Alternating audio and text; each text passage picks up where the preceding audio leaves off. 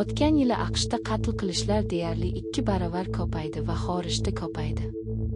2025 yil mahbuslar qatl etilgan AQShning 11 shtatlaridan Florida 19 tasi qatl bilan yetakchilik qildi.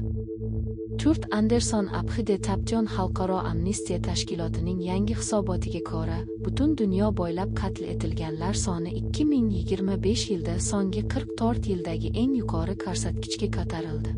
Bir yil ichida Qo'shma Shtatlarda davlat tomonidan ruxsat etilgan qotilliklar deyarli 2 baravar ko'paydi.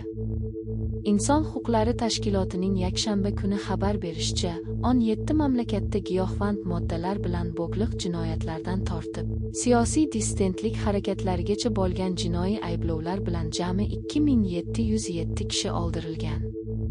Bu Amnesty 1518 ta qatlni qayd etgan o'tgan yilga nisbatan qatllarning 78% ga oshganini ko'rsatadi. O'tgan yilgi qatllarning aksariyat qismi Eron hissasiga to'g'ri keldi va 2159 kishi o'limga mahkum etildi. 2024 yildagi qatl soni 2 baravar ko'p.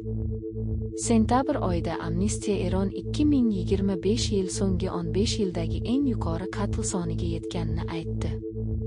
Bu o'sishni qisman mamlakatda ayollar huquqlari uchun keng ko'lamli norozilik harakati boshlangan 2022 yildan beri davlat repressiyasi va o'zgacha fikrni bostirish vositasi sifatida o'lim jazosini qo'llashning kuchayishi bilan bog'liq. Amnistiyaga ko'ra, ko'plab davlatlar, jumladan Eron va Saudiya Arabistoni, giyohvand moddalarga oid qat'iy qonunlarni qo'llash uchun o'lim jazosidan foydalangan.